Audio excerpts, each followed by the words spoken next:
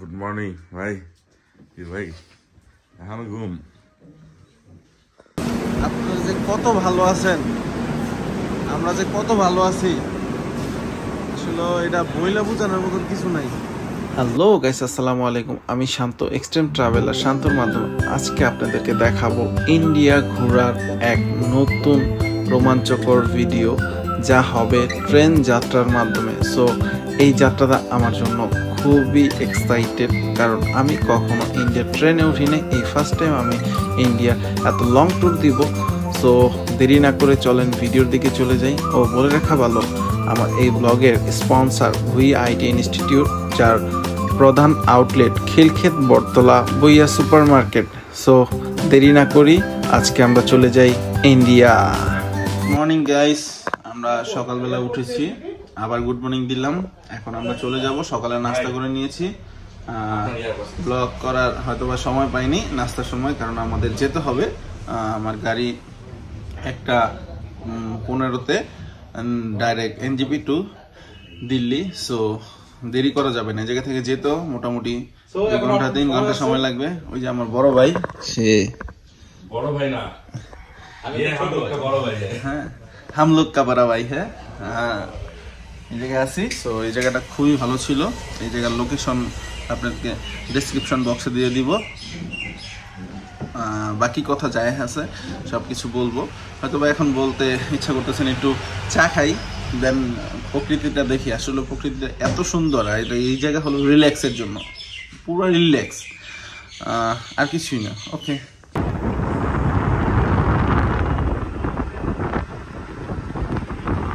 মিরিক আসার সময় আমাদের ওয়েদারটা ছিল মেঘলা, এখন আমাদের ওয়েদারটা খুবই পরিষ্কার।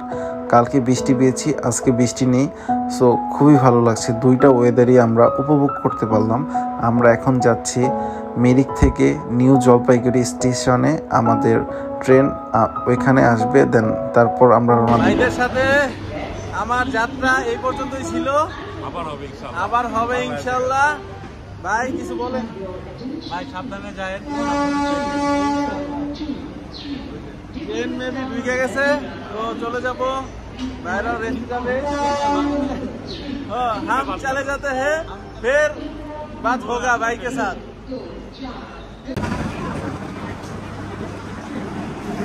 এখন আমি যাব দিল্লিতে। আমার ট্রেন 7 মিনিট বাকি আছে, ঢুকে গেছে, চলে যাব। দেরি করার সময় নাই, আবার কথা হবে নেক্সট টাইম। আল্লাহ হাফেজ। একটা রেস্টুরেন্ট, এটা এই সাইডে আমার ট্রেন আসবে, এলিভেটর দিয়ে উঠে দেন চলে যাব। ট্রেনে উঠে গেছি, সো ট্রেনে আছি, এই যে আমার সিট। একটা মজার ঘটনা ঘটছে, আমি মনে করছি যে এই যে সবগুলো এক সিরিয়ালেই লেখা, মনে হচ্ছে সারা মনে হয় রাস্তা বসে বসে যেতে হবে। তারপর দেখি যে না, বললো যে ভাইয়ারা এই মাঝখানের একটা রাস্তা, এটা একটা সিট, উপরে একটা সিট, নিচেরটা আমার। সো এটা খুব ভালো হয়েছে, বসে বসে যাওয়া লাগবে না। এই যে খাবার দিয়েছে,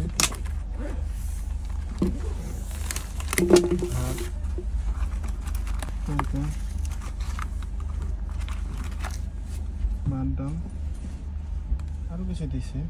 দেখি ট্রেনে যাত্রা শুরু হয়ে গেছে। এই ছিল যাত্রা। আমার টিকিটের প্রাইস পড়েছে 3,500 ইন্ডিয়ান, যা বাংলা টাকায় মোটামুটি 6,000 টাকার মতো।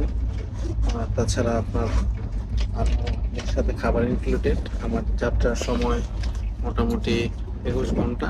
সো এই দেখা যাক যাত্রাটা কিরকম হয়। ট্রেন অনেক জোরেই চলছে। এই আমার যাত্রা পথ নিউ জলপাইগুড়ি থেকে দিল্লি, এর ডিস্টেন্স 1500 কিলোমিটার। ওকে বন্ধুরা, এত বড় জার্নি আগে কখনো করিনি, তো দেখা যাক। আর 4 बजे नाश्ता दे देगा, फिर सुबह नाश्ता दे देंगे। हाँ, ब्रेकफास्ट दे देंगे सुबह। कितने बजे? वही होगा 8-8 बजे। ये फिक्स टाइम है आपका? फिक्स टाइम क्या है? इसके पहले नहीं दोगा? पहले रेडी हो जाएगा, पहले दे देंगे। मेरा भूख लगेगा, मैं बोलूँगा, फिर नहीं देगा। अच्छा अच्छा, ठीक है। এই যে ট্রেনে আছি, ট্রেনের খাবারের শিডিউল এটা। ওকে, এই যে আমাদের জন্য নাস্তা রেডি করবে।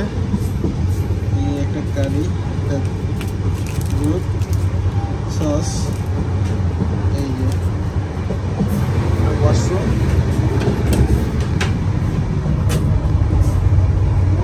পরিষ্কার। আর একটু পরিষ্কার দরকার ছিল, যেহেতু 20 ঘন্টা 22 ঘন্টার জার্নি। সো যে ভিতরে যেহেতু মানুষ সব শুয়ে রয়েছে, তো আমার দেখানো ঠিক হবে না। এই এখন বিকালের নাস্তা হচ্ছে।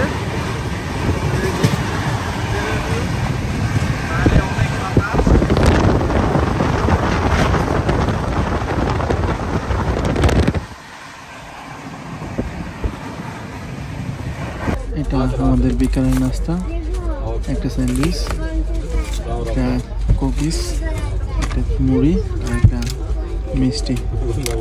আর চায়ের জন্য দেওয়া হয়েছে দুধ, ভিনেগার আর চিনি। এই ছিল আমাদের নাস্তা। ট্রেন এক স্টেশনে মেবি ক্রসিংয়ের জন্য দাঁড়িয়েছে, তো আমরা এই যে দাঁড়ালাম। তারপর আমরাও ট্রেনের সাথে চলে যাব আমাদের কাঙ্ক্ষিত সেই জায়গা। এই এখন রাত্রির মোটামুটি 8টা। আবার খাবার দিয়ে গেল, রাতের খাবার। তারপরে একবারে সকাল। এখন খাওয়া দাওয়া শেষ, শুয়ে পড়বো। যে একটা নদী দেখে ভিডিও করলাম। এখন আছি আমরা বিহারের রাজধানী পাটনা রেল স্টেশন। এটা মোটামুটি একটা বড় রেল স্টেশন। এই যে কোচ নাম্বারটা আপনার সব দেওয়া আছে, খুবই সুন্দর। বাঙালি, আপনারা যে কত ভালো আছেন, আমরা যে কত ভালো আছি, আসলে এটা বইলে বোঝানোর মতন কিছু নাই। এইসব জায়গায় আসলে হয়তো বা বোঝা যায় যে আমরা কি ভালো আছি আর কিভাবে আছি। গুড মর্নিং, সকাল 5:30। আমাদের ট্রেন এখনো চলছে। আবার একবার নাস্তা দিল, ভোরের নাস্তা, কফি, চা, বিস্কিট। সকালের বেডটি খেতে খেতে আবার পরিচয় হয়ে নিল আরেক ভাইয়ের সাথে। তার সাথে চলে আসলো আমাদের সকালের নাস্তা।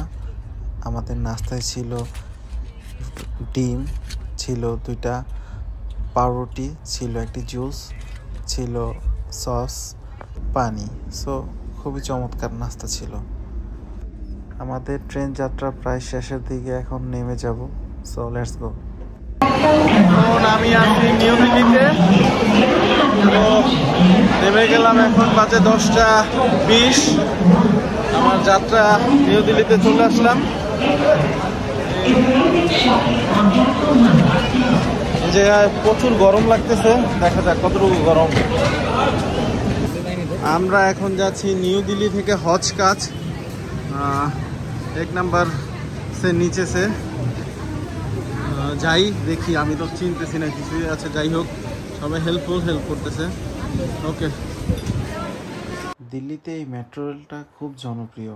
আপনার সব জায়গায় যাওয়া যায় দিল্লির কোনায় কোনায় খুব তাড়াতাড়ি এই মেট্রো রেলের মাধ্যমে। কিছু শিক্ষামূলক ব্যানার তারা লাগিয়ে রেখেছে এই মেট্রো রেলের ভিতর দিয়ে। এই মেট্রো রেলের ভিতর দিয়ে এক স্টেশন থেকে আরেক স্টেশন যাওয়া যায়। মেট্রো রেলের ভিতরে তারা দেখছেন কি বানিয়ে রেখেছে, জোস।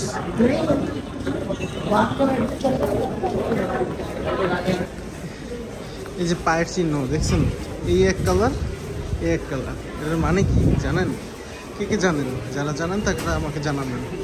মেট্রো রেলের এক স্টেশনের নাম নিজামুদ্দিন। সো আমরা নিজামুদ্দিনে নেমে চলে যাচ্ছি দরগার সামনে। এখন আমরা দরগা থাকবো এবং নেক্সট ব্লগে আমরা দেখাবো দরগার কোথায় কি খরচ কি আসে বিষয়। আল্লাহ হাফেজ। এখন আমি আছি দিল্লি নিজামুদ্দিন। এই যে নিজামুদ্দিন সামনে।